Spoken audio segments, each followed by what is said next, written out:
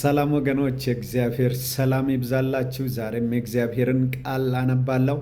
ታውቃላችሁ ዘመናችን ትንሽ ከበድ ያለ ነው። ምክንያቱም ሰው ለራሱ ሕይወት ለማመቻቸት የእግዚአብሔርን ቃል የሚያጣምምበት ዘመን ነው።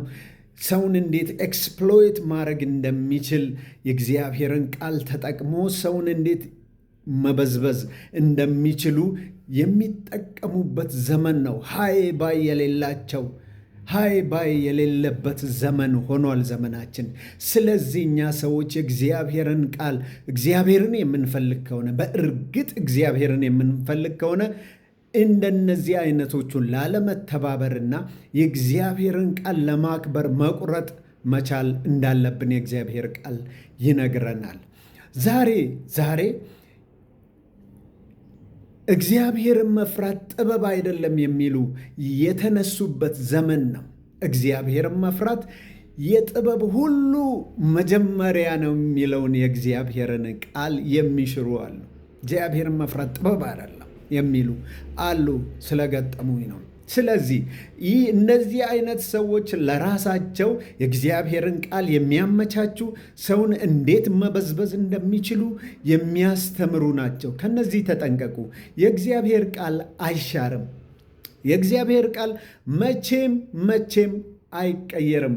አንዲት የእግዚአብሔር ቃል ከምትሻር ይልቅ ሰማይና ምድር ቢያልፍ ይቀላል ብሏል ጌታችን ኢየሱስ ክርስቶስ። ክብር ለስሙ ይሁን።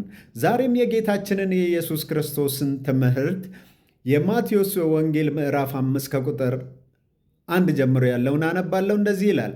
ሕዝብንም አይቶ ወደ ተራራው ወጣ። በተራራውም በተቀመጠም ጊዜ ደቀ መዛሙርቱ ወደ እርሱ ቀረቡ። አፉንም ከፍቶ አስተማራቸው። ብዙ ነው ያስተማራቸው። እኔ አለፍ እያልኩ አነባለሁ። ጽድቅን የሚራቡ የሚጠሙ ብፁዓን ናቸው ይጠግባሉና፣ የሚምሩ ብፁዓን ናቸው ይማራሉና፣ ልበ ንጹሐን ብፁዓን ናቸው እግዚአብሔርን ያዩታልና፣ የሚያስታርቁ ብፁዓን ናቸው የእግዚአብሔር ልጆች ይባላሉና፣ ስለ ጽድቅ የሚሰደዱ ብፁዓን ናቸው መንግሥተ ሰማያት የእነርሱ ናትና። እናንተ የምድር ጨው ናችሁ። ጨው አልጫ ቢሆን ግን በምድር ይጣላል፣ ወደ ውጭም ተጥሎ በሰው ይረገጣል። ከመረገጥ በቀር ወደፊት ለምንም አይጠቅምም።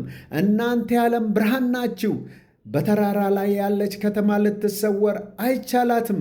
መብራትም አብርቶ ከዕንቅብ በታች አይደለም እንጂ በመቅረዝ ላይ ያኖሩታል፣ በቤትም ላሉት ሁሉ ያበራል። እኔ አለ ጌታ ኢየሱስ ክርስቶስ፣ እኔ ሕግና ነቢያትን ለመሻር የመጣው አይምሰላችሁ። እናስ ጌታ ለምን መጣ ብትሉት ምን ይላችኋል መሰለ? ልፈጽም እንጂ ለመሻር አልመጣሁም። ፐርፌክት ላረጋቸው፣ ፐርፌክት አድርጌ ልፈጽም ነው የመጣሁት። አዎ ለእናንተ ተስኗቸዋል። አዎ ለእናንተ አቅቷቸዋል። እኔ ግን ስለ እናንተ ሕግን ፐርፌክትሊ ልፈጽምላችሁ መጣሁ አለ። ክብር ለስሙ ይሁን። ሃሌሉያ። ለቀደሙት አለ ምዕራፍ 20 ለቀደሙት አትግደል እንደተባለ ሰምታችኋል። የገደለም ሁሉ የጌታችን ኢየሱስ ክርስቶስ ትምህርት ነው ብያችኋለሁ። የገደለም ሁሉ ፍርድ ይገባዋል። እኔ እላችኋለሁ በወንድሙ ላይ የሚቆጣ ሁሉ ፍርድ ይገባዋል።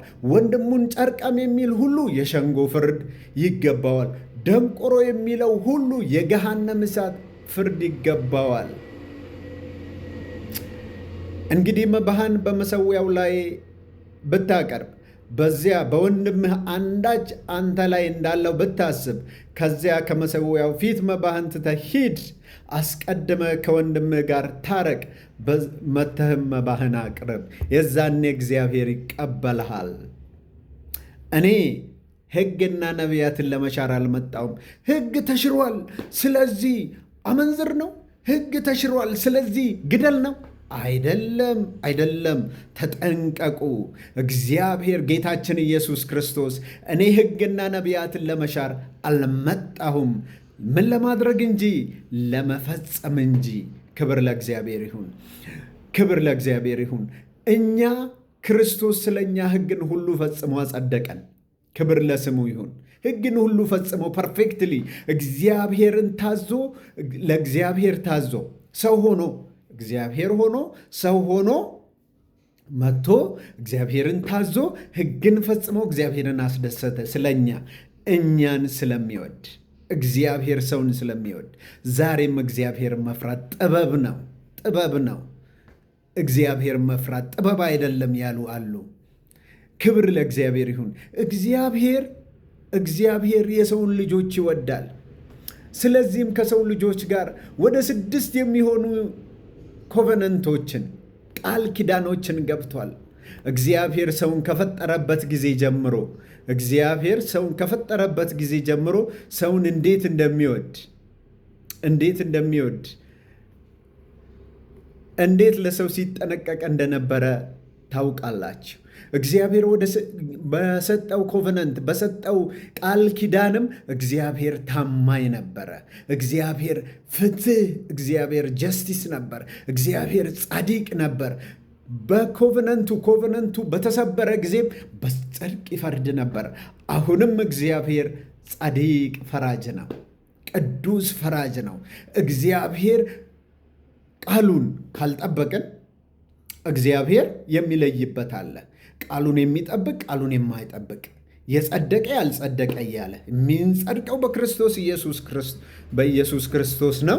ሕግን ሁሉ ፈጽሞልን ሕግን ፐርፌክትሊ ፈጽሞልን እኛን አጸደቀን፣ ስለኛ ማለት ነው። ከዛ እኛ በእርሱ እንድንኖር አደረገን። የመጀመሪያው እግዚአብሔር ለሰው ልጆች ቃል ኪዳን የገባው ለአዳም በኤደን ገነት ነው። እግዚአብሔር የሰውን ልጆች ፈጠረና አዳምን ምድርን ሁሉ እንዲገዛ ስልጣን ሰጠው። የሰማይን ወፎች፣ የምድርን አራዊት፣ በውሃ ውስጥ ያሉትን ፍጥረታት በሙሉ ግዛቸው አለው። ግዛቸው አዳም ሆይ በምድር ላይ የበቀሉትን ፍሬ የሚያፈሩትን ሁሉ እግዚአብሔር አበቀለና ሰጠው። ምን አለ? እነዚህን ሁሉ ትበላለ። the only one commandment በኤደን ገነት እግዚአብሔር አዳምን አዘዘው። እግዚአብሔር አዳምን በኤደን ገነት አዘዘው። በኤደን ገነት አንድ ትእዛዝ አዘዘው። ምድር ያፈራችውን ሁሉ ብሉ አለ። እግዚአብሔር አምላክን በምስራቅ ኤደን ገነትን ተከለ፣ የፈጠረውንም ሰው ከዚያ አኖረው። እግዚአብሔር አምላክም ለማየት ደስ የሚያሰኘውን ለመብላት መልካም የሆነውን ዛፍ ሁሉ ከምድር አበቀለ፣ በገነትም መካከል የሕይወትን ዛፍ መልካምንና ክፉን የሚያስታውቀውንም ዛፍ አበቀለ። አዳምን አለው ሁሉንም ብላ፣ ይህችን መልካምና ክፉን የምታሳውቀውን ዛፍ ግን እንዳትበላ፣ እርሷን በበላህ ቀን ሞትን ትሞታለህ አለው። ክብር ለእግዚአብሔር ይሁን። ሌሎቹን የእግዚአብሔርን ኮቨነንትም በሚቀጥለው እናያለን። እግዚአብሔር ጻድቅ ፈራጅ መሆኑን፣ እግዚአብሔር ቅዱስ መሆኑን፣ እግዚአብሔር የሚፈራ የሚከበር አምላክ መሆኑን የሚያሳዩ ኮቨነንቶች ናቸው። እግዚአብሔር ሰውን እንዴት እንደሚወድ ስንት የተመላልሶ ከሰው ጋርም ኮቨነንት ቃል ኪዳን እንደገባ የእግዚአብሔር ቃል ይነግረናል። ክብር ለስሙ ይሁን። ስለዚህ እግዚአብሔርን መፍራት ዛሬም ቢሆን ጥበብ ነው። እግዚአብሔር ይመስገን። አሜን።